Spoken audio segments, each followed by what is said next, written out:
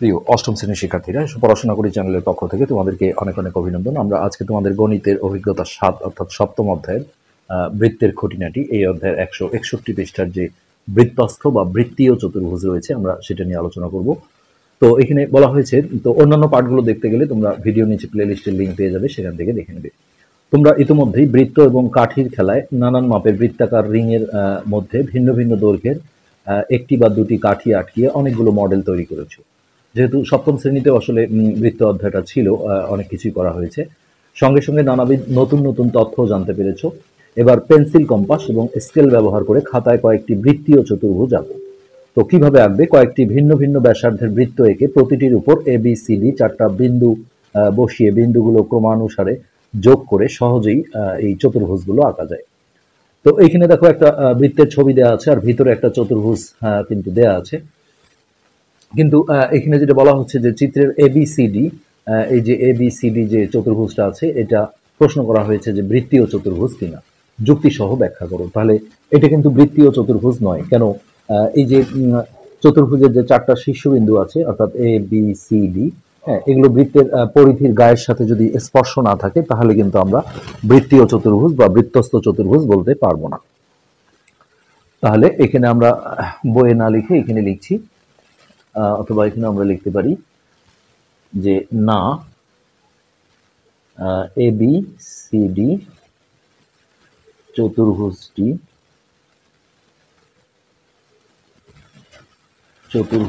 বৃত্তীয়, বৃত্তস্থ আর বৃত্তীয় একই, বৃত্তীয় চতুর্ভুজ নয়, বৃত্তীয় চতুর্ভুজ নয়। কারণ ABCD শীর্ষবিন্দুগুলো, এই প্রতিটাকে একটা করে শীর্ষবিন্দু বলা হয়।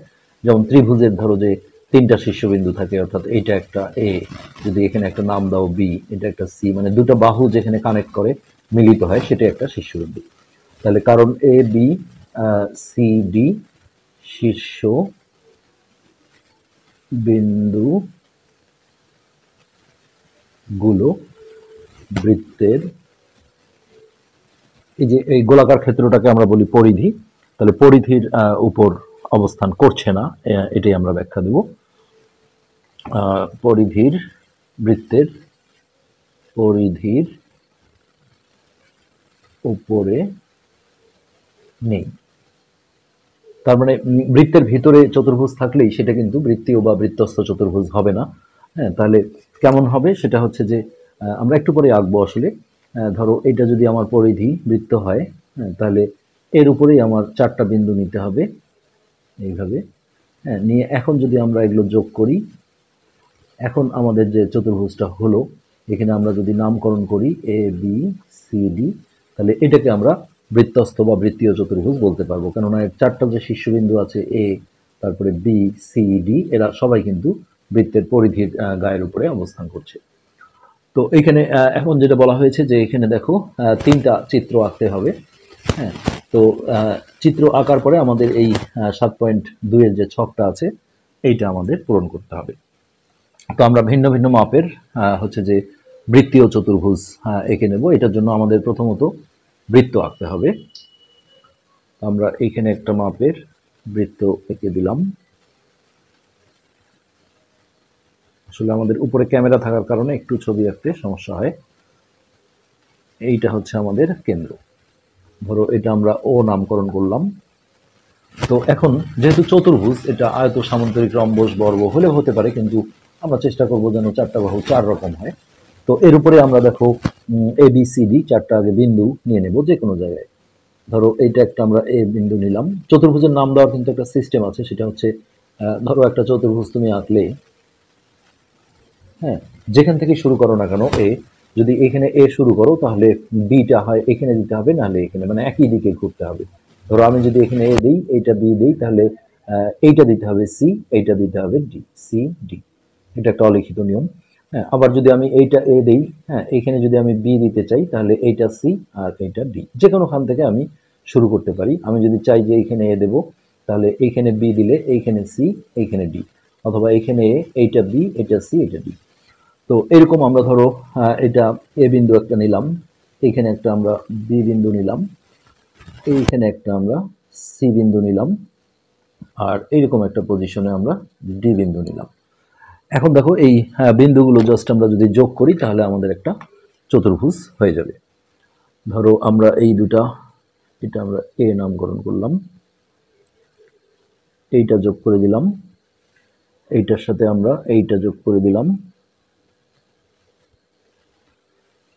তারপরে যদি আয়ত সমান্তরিক রম্বস বর্গ কিছু একটা হয়ে যায় তাতে সমস্যা নেই, এইটা, তারপরে এটা। ওকে, এটা আমাদের হচ্ছে প্রথম চিত্র, চিত্র 1। আচ্ছা, এবার আমরা বৃত্তটা দেখো একটু আগের চেয়ে একটু ছোট বড় মানে ভিন্ন মাপের নেব। আগের এই মাপে ছিল, এখন আর একটু বড় করে নিচ্ছি, কারণ একই মাপে নিলে তোমাদের বুঝতে সমস্যা হবে যে মনে হয় একই মাপের কারণে এটা হয়েছে। একটা এখান থেকে একটা তথ্য বের হয়ে আসবে আসলে। তো এখানে আমরা কেন্দ্রটা নিয়ে নিলাম। তো এখানে দেখো চারটা বিন্দু আমরা এইখানে ধরলাম যে এ, এইখানে দিলাম বি, এইখানে দিলাম সি, আর এইখানে দিলাম ডি। এখন এগুলো যোগ করে আমরা একটা চতুর্ভুজ করে ফেলব। তাহলে এই দুটো যোগ দিলাম, এইটার সাথে এইটা যোগ দিলাম, সি আর ডি বিন্দু যোগ দিলাম, আর এ আর ডি যোগ দিলাম। তাহলে এখানেও আমার দেখো এ বি সি ডি একটা চতুর্ভুজ হয়ে গেল। এটা হচ্ছে আমাদের ও। তিনটা চিত্র আমাদের দরকার। হ্যাঁ, আর একটা আমরা একটু ছোট বা বড় করে নিলাম। এখানে আরেকটা বৃত্ত। ছকে আসলে তিনটা চিত্র নং 1, 2, 3 এইভাবে দেওয়া আছে। তাহলে এইটা হচ্ছে আমাদের চিত্র 2, আর এইটা হলো চিত্র 3। তো এখানে ধরো আমরা একটা এ বিন্দু নিলাম, এইখানে একটা বি নিলাম, এইখানে একটা সি নিলাম, আর এইখানে একটা ডি বিন্দু নিলাম। তো এই চারটা বিন্দু যোগ করে আমরা আর একটা চতুর্ভুজ এঁকে ফেলব। এই দুটো যোগ দিলাম, এইটার সাথে এইটা। আমরা আসলে কলম ইউজ করছি যাতে ভিডিওতে ভালো দেখা যায়, পেন্সিলের দাগগুলো আসলে ভালো আসে না। এইটার সাথে এইটা যোগ দিলাম, আর এইটার সাথে এইটা যোগ দিলাম। তো এখানেও দেখো আমাদের এবিসিডি একটা বৃত্তস্থ বা বৃত্তীয় চতুর্ভুজ অঙ্কিত হলো। তো এবার দেখো এই ছকে যে বিষয়টা, তো এখানে আরেকটা জিনিস বুঝতে হবে যে চতুর্ভুজের বিপরীত কোণ। দেখো যে এই যে এ কোণটা আছে এর বিপরীত কোণ হচ্ছে সি কোণ, আর এদিকে বি কোণ আর ডি কোণ এরা হচ্ছে বিপরীত কোণ। তো এখান থেকে যে থিওরিটা বের হয়ে আসবে যে একটা চতুর্ভুজের হচ্ছে যে বিপরীত কোণগুলোর যোগফল 180 ডিগ্রি বা 2 সমকোণ হয়। তো এখানে হচ্ছে যে চাঁদা দিয়ে আসলে মেপে আমাদের এই ছকটা পূর্ণ করতে হবে। তো আমরা প্রথমে চিত্র নং 1 এর এ কোণ, বি কোণ, সি কোণ, ডি কোণ এই চারটা কোণ পরিমাপ করে নেব।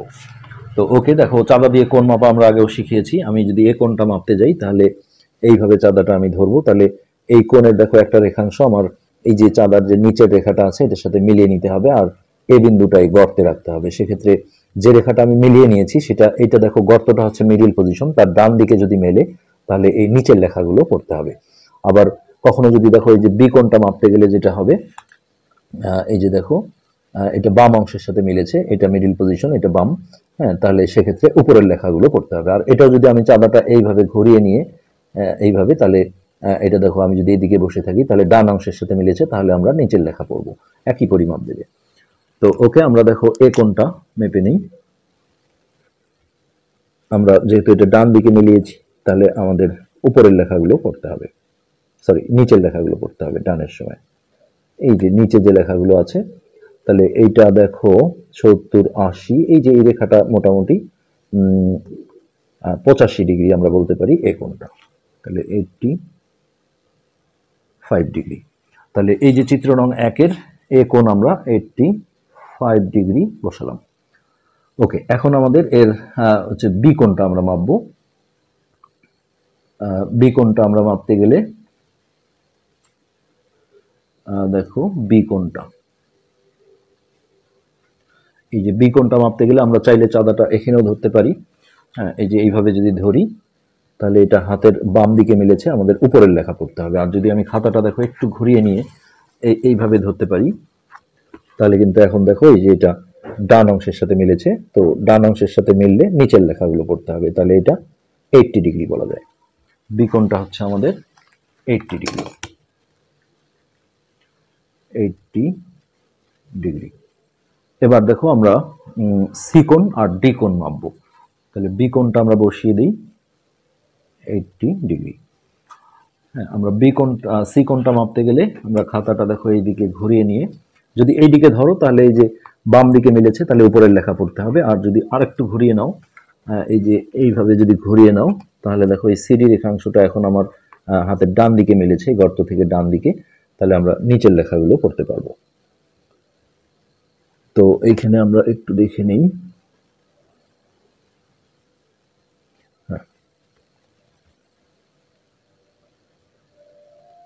এইভাবে আমরা ধরলাম, যেহেতু ডান দিকে মিলিয়েছি আমরা হচ্ছে যে নিচের লেখাগুলো পড়তে হবে।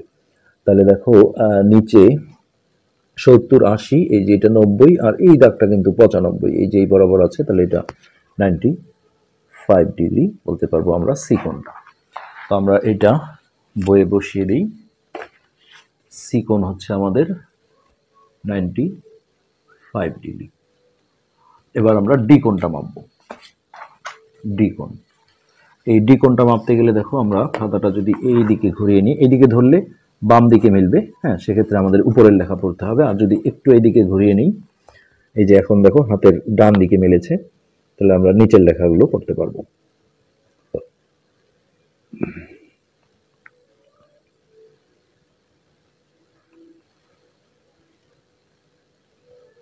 তাহলে দেখো এই নিচের লেখাগুলো যদি আমরা পড়তে যাই তাহলে 70, 80, 90, হ্যাঁ, একটু ধরাটা ভালো হয়নি,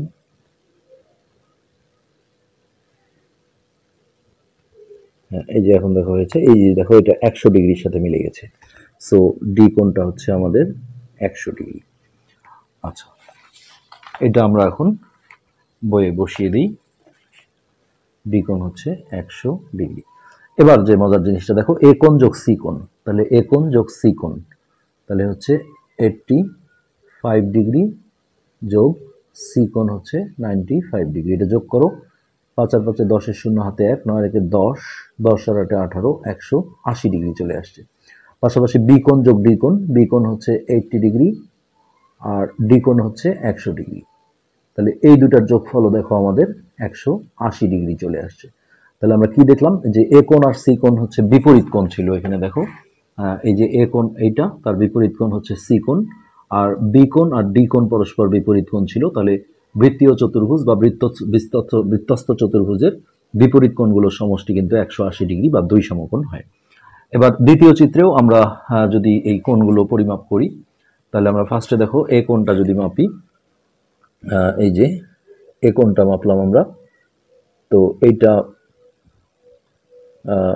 একটু ভালো করে ধরে নিই, হ্যাঁ, এটা মোটামুটি 90 বলা যায়। তাহলে এই কোণটা আমাদের 90 ডিগ্রি। তাহলে 2 নং চিত্রের আমাদের এ কোণ হচ্ছে 90 ডিগ্রি। এরপর আমরা বি কোণটা মাপতে গেলে খাতাটা এই দিকে যদি ঘুরিয়ে নিই, দেখো এই দিকে ঘুরিয়ে নিলাম এইভাবে, তাহলে এই ডান দিকে মিলেছে, তাহলে নিচের লেখাগুলো পড়তে হবে, অর্থাৎ 50, এটা 60 ডিগ্রি, বি কোণটা হচ্ছে 60 ডিগ্রি। আচ্ছা, এবার আমরা সি কোণটা মাপবো। তাহলে সি কোণ মাপলে দেখো আমরা খাতাটা যদি এই দিকে ঘুরিয়ে নিই তাহলে হাতের ডান দিকে পাবো আমরা এটা। তাহলে এই যে এটাও দেখো এইভাবে যদি বসাই তাহলে এই যে রেখাটা 90 ডিগ্রির সাথে মিলে গেছে। সো এটা হচ্ছে 90 ডিগ্রি। তো এটা যদি 90 হয়, এবার ডি কোণটা আমরা যদি মাপি, দেখো ডি কোণটা আমরা মাপলে কত পাই আমরা সেটা একটু দেখি। তাহলে এই রেখাংশটা এই ডান দিকে যদি মেলাতে চাই তাহলে এই যে এইভাবে ধরে নিলাম, তাহলে দেখো এই রেখাটা এই যে নিচে 120 ডিগ্রির সাথে মিলে গেছে, 120 ডিগ্রি। তো লক্ষণীয় বিষয় এখানেও দেখো বিপরীত যে কোণগুলো আছে সেই বিপরীত কোণগুলোর সমষ্টি কিন্তু আমরা 180 ডিগ্রি পাচ্ছি। তাহলে 2 নং চিত্রের আমাদের বি কোণের পরিমাপটা আমরা বসাই 60 ডিগ্রি। তারপর 2 নং চিত্রের আমাদের সি কোণ ছিল 90 ডিগ্রি। তারপরে ডি কোণটা হচ্ছে 120 ডিগ্রি। এখানে দেখো এ কোণ আর সি কোণ যদি আমরা যোগ করি তাহলে 90 প্লাস 90, হ্যাঁ, অর্থাৎ 180 ডিগ্রি। আর বি কোণ আর ডি কোণ যদি যোগ করি অর্থাৎ 60 প্লাস 120 ডিগ্রি, এই দুটার যোগফলও কিন্তু 180 ডিগ্রি। এখানে আমরা দেখলাম যে বৃত্তস্থ চতুর্ভুজের বিপরীত কোণগুলোর সমষ্টি 180 ডিগ্রি বা 2 সমকোণ হয়। এবার আমরা তৃতীয় চিত্রে যাব। তৃতীয় চিত্রের আমাদের এ কোণটা যদি পরিমাপ করি, তাহলে এইভাবে আমরা চাঁদাটা ধরে নিলাম। তাহলে এটা ডান দিকে মিলেছে, আর নিচের লেখাগুলো পড়তে হবে। তাহলে 80, 90, 95 ডিগ্রি বলা যায়, 95 ডিগ্রি।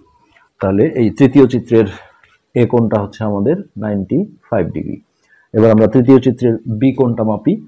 হ্যাঁ, এটা আমরা চাঁদাটা যদি এইভাবে বসাই, এইভাবে বসিয়ে নিই, হ্যাঁ, তাহলে দেখো মোটামুটি 90 চেয়ে একটু কম আছে। 90 চেয়ে কম ধরলে এটা 89 ডিগ্রি দিলাম, 89 ডিগ্রি। ওকে, তো এখন আমরা বাকি যে দুটো কোণ আছে সেই দুটো মাপবো। হ্যাঁ, তাহলে সি কোণটা মাপি আমরা। সি কোণটা মাপলে এইভাবে আমরা ধরে নিলাম, এই যে এইভাবে ধরে নিলাম, আরো সুন্দর মতো ধরে নাও। তাহলে দেখো, যেহেতু ডান দিকে মিলেছি, আমরা নিচের লেখাগুলো পড়বো। এই যে 70, 80, 85 ডিগ্রি বলা যায় এটা, 85।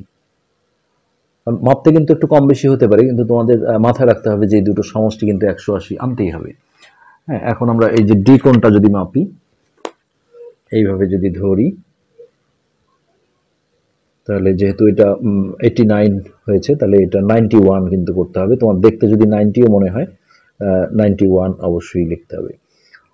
এবার এই বিপরীত কোণগুলো, হ্যাঁ, তার আগে আমরা এই ছকে এখানে বসিয়ে দিই। 3 নং চিত্রের আমাদের বি কোণ ছিল 89 ডিগ্রি, সি কোণ পেয়েছি আমরা 85 ডিগ্রি, আর ডি কোণ পেয়েছি 91 ডিগ্রি।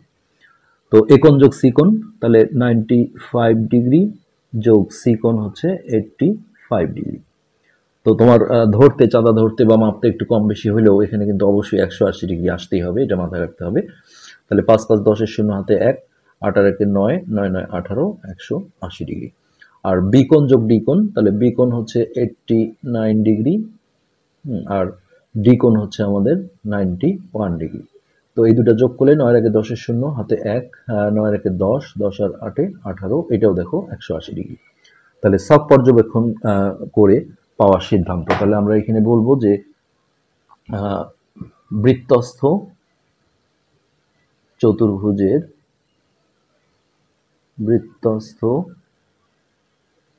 চতুর্ভুজের বিপরীত, খুব ইম্পর্টেন্ট একটা থিওরি, হ্যাঁ, বিপরীত কোণদ্বয়ের, অথবা কোণগুলোরও দিতে পারো, যে কোনো দুটি দিলে ভালো। তো বৃত্তস্থ চতুর্ভুজের যে কোনো দুটি, যেমন এটার ক্ষেত্রে দুটি বিপরীত, এটাও আবার দুটা বিপরীত কোণ, যে কোনো দুটি বিপরীত কোণের যোগফল অথবা সমষ্টি লিখতে পারো, যোগফল 180 ডিগ্রি, বা এটাকে 2 সমকোণ বলা হয়, 2 বা এক সরল কোণও বলে, 2 সমকোণ হয়। তো এটাই ছিল আমাদের আজকের পাঠের আলোচ্য বিষয়। আজকের পর্যন্তই, ধন্যবাদ।